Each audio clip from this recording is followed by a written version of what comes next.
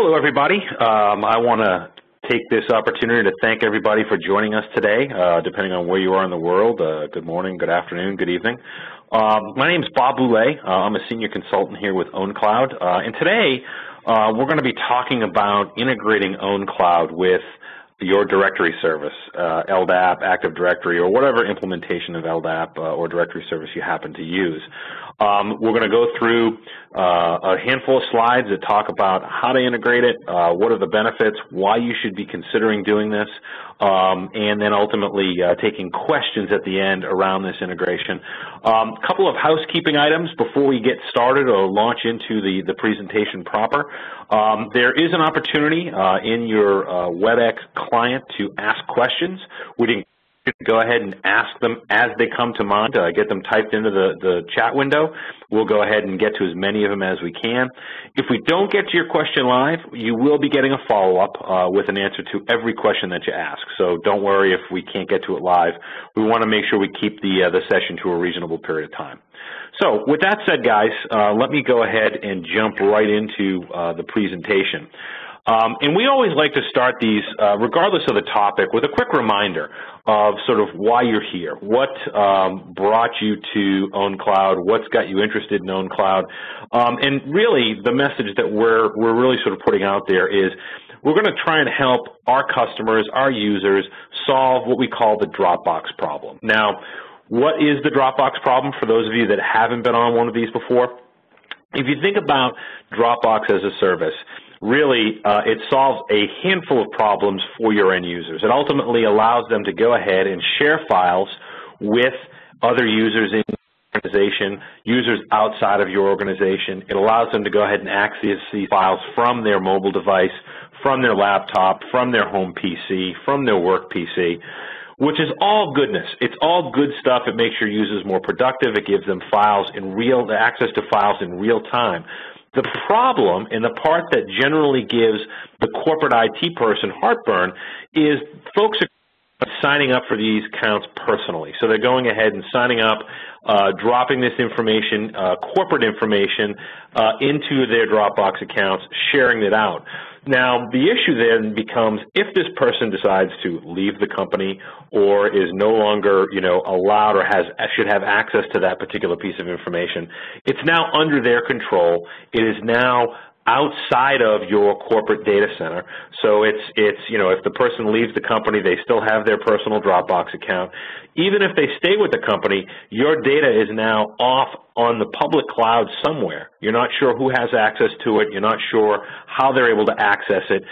It's out there in that service, and unfortunately, again, outside of your control. And so what ownCloud is doing now is actually taking that user experience, all of those same things that I just listed that are good things about Dropbox, but only under your control. So you as an IT administrator or director of IT or a CTO can control where the data lives. You actually maintain ownership of the data. The data does not end up in the private cloud. You actually maintain access to who gets access to what data, and you no longer have to worry about what happens if, for instance, someone leaves the company. Their account simply turned off or deprovisioned, and all the data stays under your control.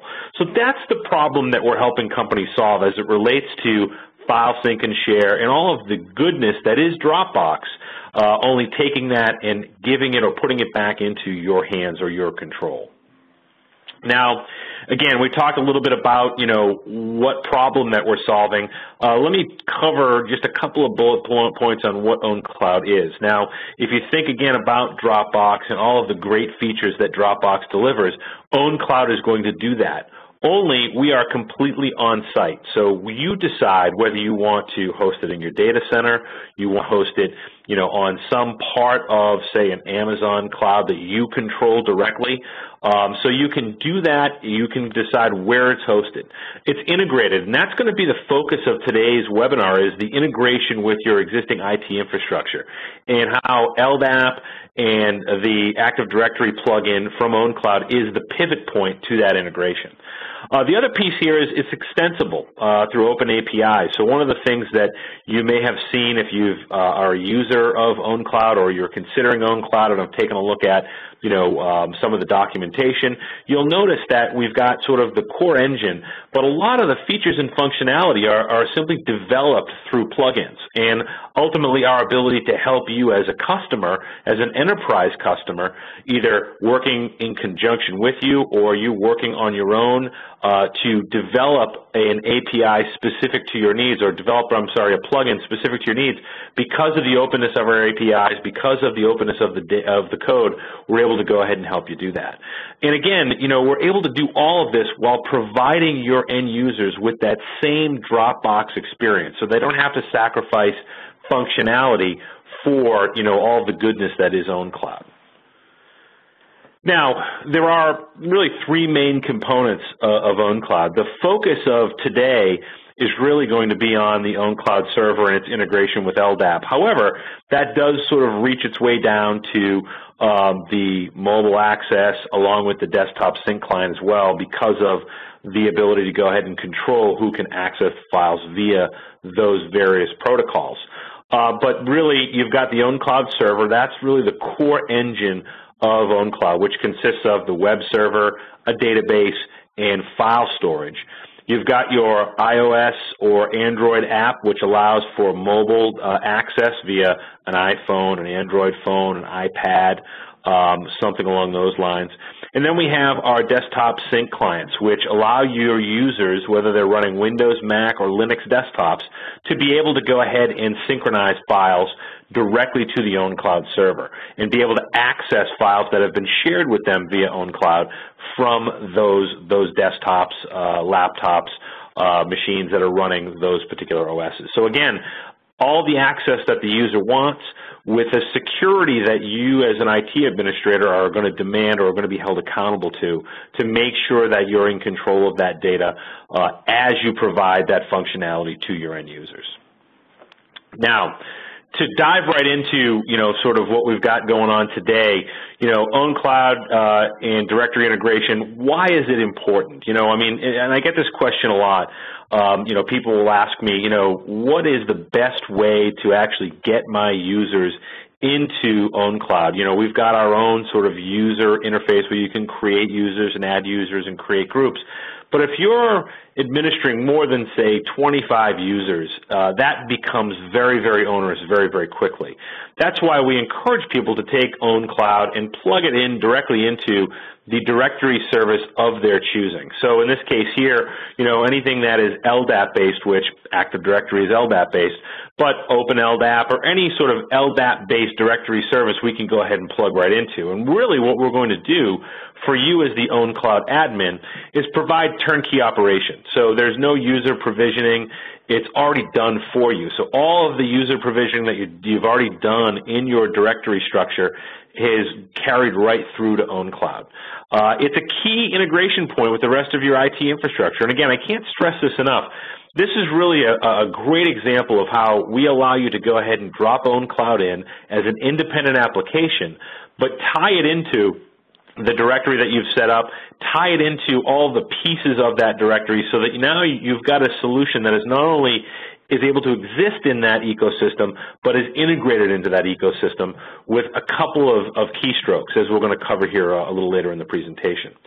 Avoid duplication of administrative tasks. And again, if you've got a certain group of users that you want to have access ownCloud, you don't have to go ahead and recreate that user in the ownCloud system. We're going to go ahead and do it for you. We're going to pull that in. And it's not an all or nothing proposition, as we're going to see here.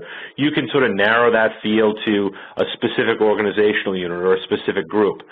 The other thing that it does is it makes it simple to manage large numbers of users. So if you've got large numbers of users and a lot of distribution groups, and you want to go ahead and create these users in these groups in ownCloud, simply going through and connecting to your LDAP server or your Active Directory server, it's done for you. So this is another piece of automation that just makes standing up an ownCloud server that much easier.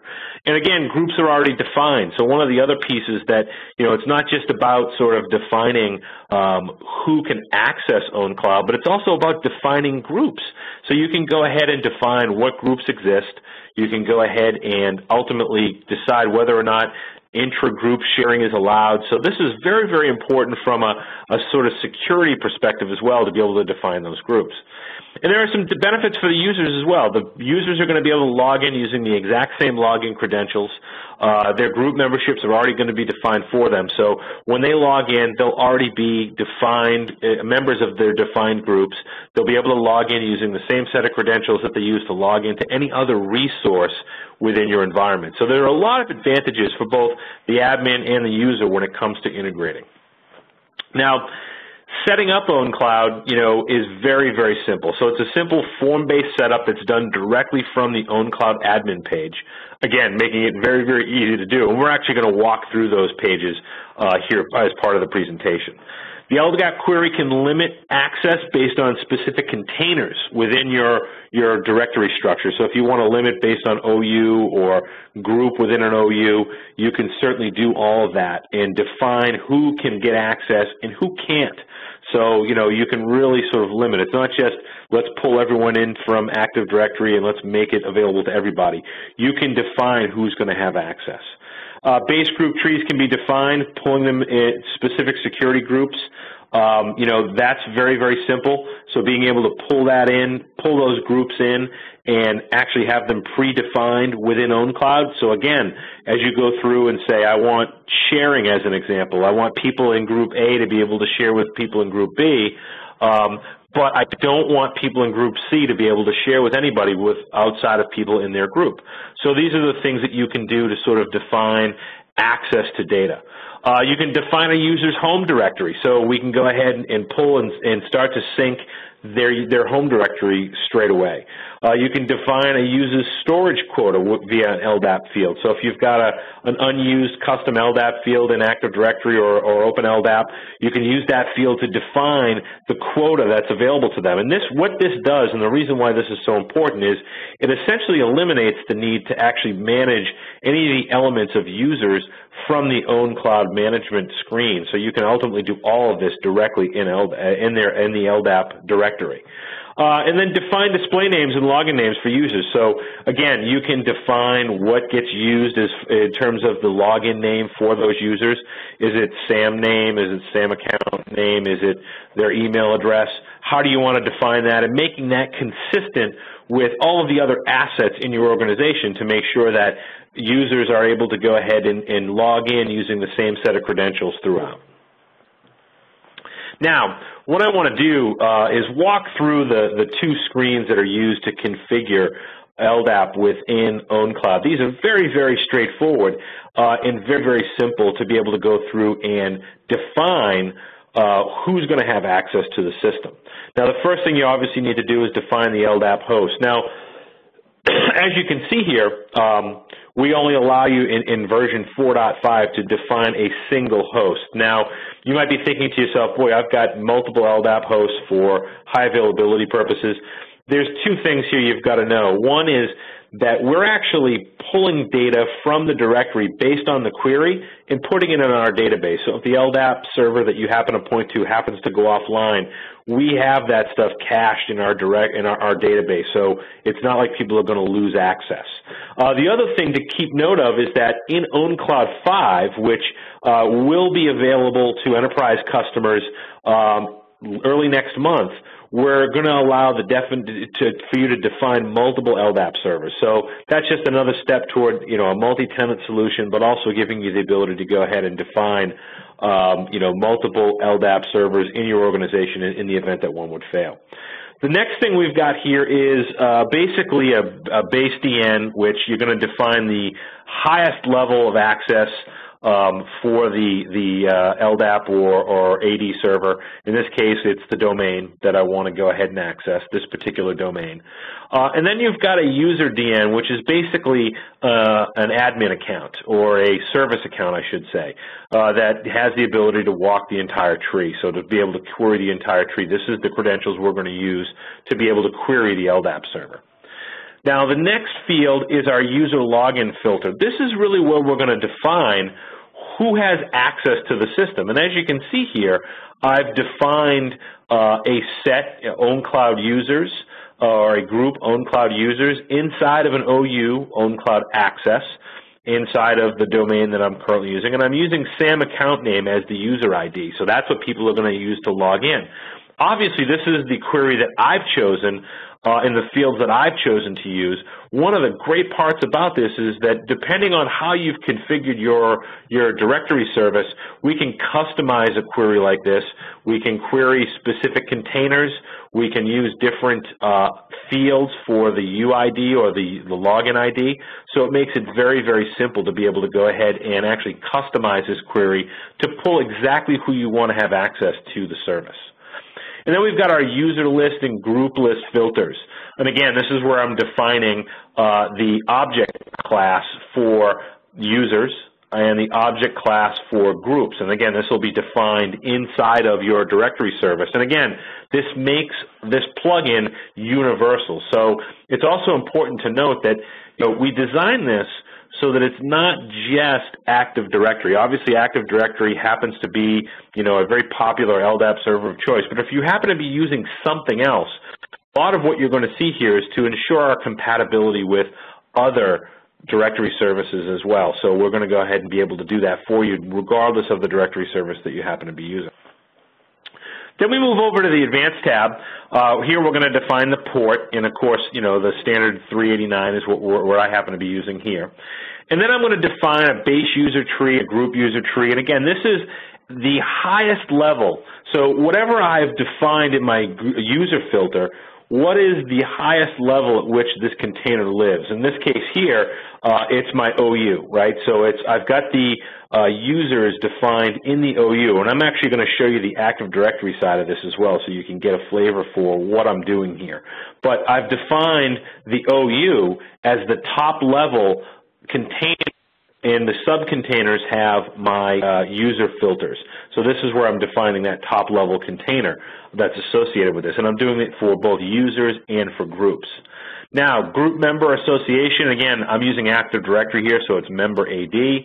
I'm using a case-sensitive LDAP server, which Windows is one, so and in this case I'm using Active Directory, so I want to go ahead and check that box off. I want to, if I want to turn off SSL certificate validation, I can do that. For security reasons, I haven't. In most cases, you won't want to do that. And then as I move further down, I can, define what field I'm going to use for my user display name and my group display name. In this case, I'm being consistent. I'm using SAM account name for both. Here, I can also define my quota field and my quota default. So again, these two fields are really important because once you've defined that in your directory service, you no longer really need to go over to the ownCloud version of the user field. You can simply define everything right from your LDAP server. And so I'm defining the quota for the individual, and then in the absence of a quota number in that field, I'm going to pull a default quota so I can go ahead and actually set a default quota for folks as well. I can define the email field. Again, if I want to use email as a method of login account, I can certainly do that as well. Then I am able to go ahead and set the cache time to live. And what that means is, if you think about what ownCloud's doing as part of this integration, part of what we're doing is actually querying your LDAP server, pulling the data over into our database. And we don't want to be constantly querying the LDAP server to create a lot of network overhead and a lot of strain on the server. So we're able to define a time period here with which we'll go over, check with the LDAP server to see if there are any changes and pull them in. You can tighten that up during periods where you're maybe making a lot of changes, and then relax that if you're, sort of in normal operations, so that we're not constantly polling that. And then ultimately we're able to define the user home folder in the user home folder naming rule. So ultimately we're going to go ahead here and define the home directory as defined in LDAP. So where are you defining that user's home directory so that we have that information and are able to synchronize that data. Now guys, those are the two fields. So this one here, which is the LDAP Basic and the LDAP Advanced. Those are the two forms you need to fill out to be able to get all of that information into ownCloud. Now, if you were to go over, once the LDAP query has run and is configured, you'll go over to the User tab in the, if you're logged in as the admin to ownCloud, and you'll actually see all these users start to populate in the system. You'll be able to see the group memberships that they're associated with. You'll be able to see the quotas that have been set for them. So you'll be able to see all of this information there as well, and actually be able to confirm that the right folks are coming over, that the folks that need to have access indeed are listed here. And if you do need to do something with these users at this level, so if you need to, in a situation where you need to quickly remove a user, you can certainly, or reset a user's quota based on, storage issues, you can simply come in here and do that. And basically turn up your time to cache so it stops looking at the LDAP server until you resolve it inside your LDAP directory. So we want to continue to make this panel available because we know that in a lot of large organizations, the person that's administering ownCloud doesn't necessarily have full access to make changes in LDAP. So we want to make sure that you maintain some control as it relates to how users access the system. Now, one of the things that I did want to show you is that query that I ran before. I wanted to show you sort of my LDAP directory or my AD server and sort of show you how it went. So if you remember before, I was defining at the high level an organizational unit that I had set up. Now, in this case here, I have ownCloud Access as an organizational unit. You could see that there. And that's where I started my base user tree, was at ownCloud Access. Now, if I had, ownCloud users spread throughout multiple OUs, I'd start my base user tree at, say, the root here, so that way there it could scan all of those users and all of those OUs. And then ultimately what I did was I further refined that query by defining a group within that OU. But if I have multiple OUs and I have multiple groups, I could simply define them in that LDAP query, making it very, very simple to do that. And so, we saw here, as you can see, I've got ownCloud Access as an organizational unit. And inside that organizational unit, I've got a list of users that all belong to ownCloud users, the group. Now, what I've done in my LDAP query is I've defined the user has to be not only a member of the OU, but also has to be a member of the group. If I add users to this OU, let's say the OU was more generic. It was, US-based users was the OU. I could go ahead and define, say, 300 users in there, but only the people that belong to the group ownCloud Access would have access to the ownCloud services based on the LDAP query that I put into the first page of the LDAP form in the admin panel. So again, very, very flexible, very, very easy to use, and really giving you the power to go ahead and be selective about who gets access to the ownCloud services. So to sort of summarize, guys, the value of the ownCloud LDAP Active Directory integration, and this is something that we're extremely proud of here. We look at this as the pivot point for integrating ownCloud into your existing IT infrastructure. Really, there's, in terms of pulling users in and allowing you to provision users, and doing it in a way that allows you to provision them with all the other systems that are in your environment. We are now just another one of those systems that you can use Active Directory or LDAP to provision users in. Simplify setup and administration of your ownCloud instance. What could be easier than simply filling out that two-page form and having all the users that should access ownCloud have access to it straight away? So we're making it very, very simple. You don't have to go in there and create users. You don't have to take an export, say, from an LDAP OU and get it to a CSV and upload it and worry about how often that happens. There's no custom scripting that you have to write in order to make this happen. It's all done for you through a simple-to-implement form. You can continue to manage all user metadata from one repository. And again, we're going to leverage the custom fields that you've defined. We're going to take advantage of some of the information that's in that LDAP or AD server, but you can decide which data we're going to use. You can decide whether or not you want to define the quota. You can decide whether or not you want to define the user home directory. All of that information, though, is going to continue to exist in AD or the LDAP directory without impacting ownCloud at all. Again, we're leveraging those custom fields, as I just said. So any custom fields that you've created that can map to functionality in ownCloud, not only do we have that there, you'll continue to see that evolve over time as the ownCloud product continues to evolve. And the plugin is designed to leverage those custom configuration fields. So, again, things like quota, things like defining that home directory, defining the user login, defining the user display name. Those are things that if you go out and look at enough of these directory implementations, you'll see everybody uses something a little different. So we've designed a plugin that can accommodate all of the different implementations that are out there. So regardless of how you've chosen to configure your LDAP or Active Directory server, you can configure it, or you can configure ownCloud to speak directly to it and pull that information over. So, guys, that was sort of the main piece of what I wanted to cover as part of that sort of integration. Now, I expect there to be questions, and I expect there are going to be folks out there that are going to require some help. And as you'll see in a future slide, we don't feel like you should have to do this alone. But I have to take a step back, because one of the things that, one of the questions that we have seen come up quite often is, what's the difference between the Community Edition and the Enterprise Edition? What am I really getting? Now, things like this LDAP or AD integration piece is something that is going to be exclusive to the Enterprise Edition. So this is something that, one of those apps that you're going to get exclusively with the Enterprise Edition of ownCloud.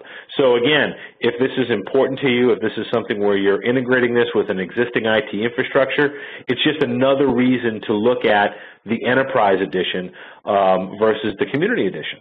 Now, as you look on this list, we'll review it real quick, in terms of, what you're getting, obviously, anything over 50 users, you're going to want to be looking at the Enterprise Edition. You're going to get support, influence, and tools. And what we mean by that, obviously, is support is what you would think it is. You have a problem, you have an issue, you pick up the phone, you call somebody, you email us. It's a single throat to choke. You're not going out and, putting out to a form and hoping for the best. You're going to get direct access to our support organization.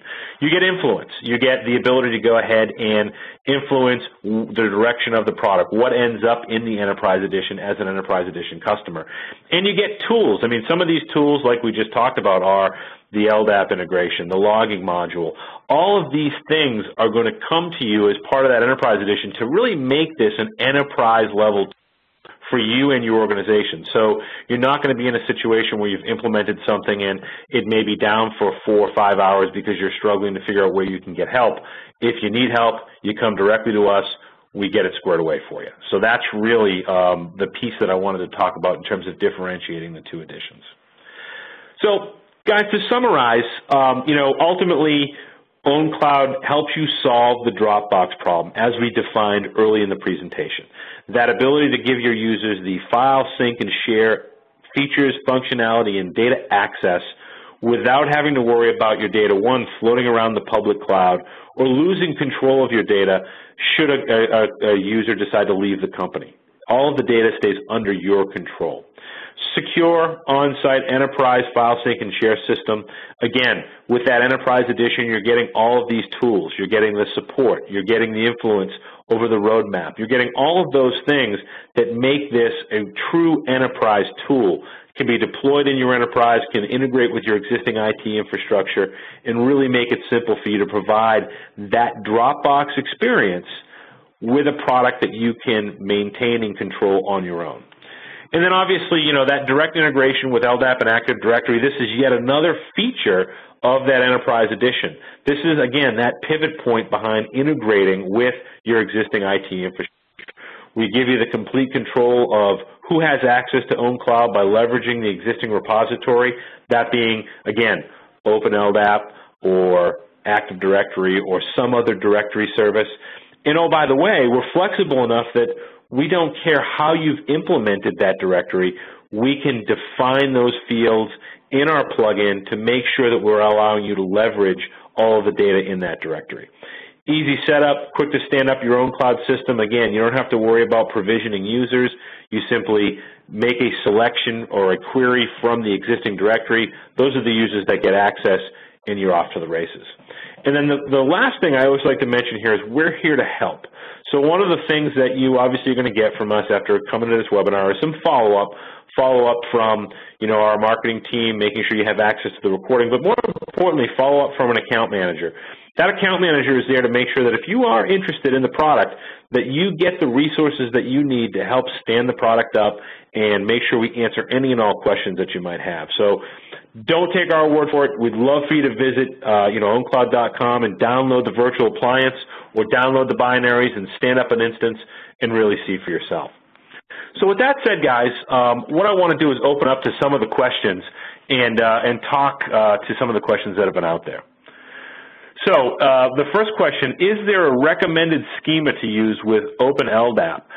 Simon, that's a great question, and it's probably one that's better taken offline. So I'm actually going to make note of that because the answer is relatively complicated, and I want to make sure we have a back and forth. So we'll make sure we follow up with you on that. Are you storing user passwords in your database? No, we're not. We're not pulling that information. That is exclusively maintained inside of LDAP. We're pulling over the SAM account name, that type of validation information. So we're not storing that. Is multiple LDAP for enterprise only or the community as well in OC5? So what you're going to see, guys, is a change in what ships with the community edition. So multiple LDAPs is going to be an enterprise-only feature. LDAP connectivity in general is going to be an enterprise-only feature as we roll out the OC5 for the enterprise. Let's see here. I'm just combing through these. How can I manage LDAP user login with Kerberos passwords, not LDAP passwords? That's a great question, and it's another question that I think we probably need to take up offline. Again, some of the more complicated questions, guys, I think we probably need to have a dialogue. So I'm going to make note of these, and we're going to follow up with you directly. Does the forget password feature of the login work with AD? No, it does not. And as a matter of fact, guys, that's something that was an open bug in LDAP 4, in ownCloud 4.5. We're actually going to be changing that in the enterprise release of 5 so that it's suppressed. Let's see. So ownCloud is querying the complete user database every X seconds to sync the internal database. Yes, it is. It's basically looking for, and it's looking for changes. So it's basically looking for those changes to be able to pull those changes in. So if you're somebody that's making a lot of changes to your LDAP directory, rather than having to wait 5 minutes, you might want to tighten that time to cache up, or you may want to loosen it up if it's something where you're not making a lot of changes to the directory. But yes, we're going to query based on a time frame that you've set to be able to make sure we're encapsulating changes. Let's see here. Hold on. You list Android and iOS apps as advantages of the enterprise version. Does this mean we can give them at no additional cost to our users? Well, that's something, again, that's more of a business question. And I think, we've got a couple of different models. So off the shelf, for an off-the-shelf user, you're going to pay 99 cents for those in their respective app stores. However, most of our enterprise deals, we're cutting those deals and actually doing customization to those apps, and as part of the business terms and conditions, giving you the rights to distribute that through your own MDM server or whatnot. So again, being a business question, I would encourage you to take that up with your account manager when he contacts you. Is there a possibility to connect a hosted ownCloud server to a local LDAP or AD via the internet? Sure. I mean, you certainly can do that. If you have an LDAP server that's out on the web somewhere, as long as we're able to define it in that first field, so there's a URL or an IP address, we can go ahead and resolve that and get to it.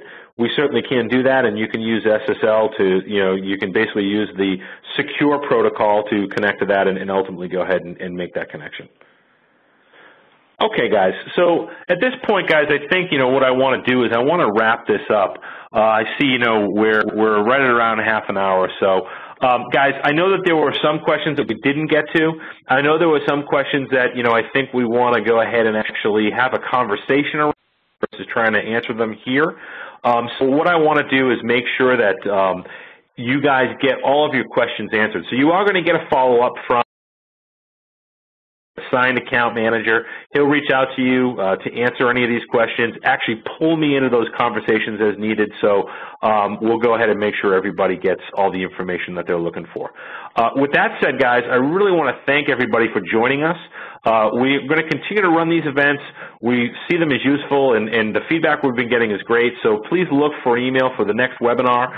In the meantime, I've put some contact information up here. If you have any questions, concerns, just want to reach out to us directly and engage in a conversation, let us know either via sales@owncloud.com or the 877 number you see there. Also invite you to hit our website where you have access to a lot of great information along with downloads of the product. Again, guys, thanks for your time this afternoon. Look forward to seeing you all in the next webinar. Thank you.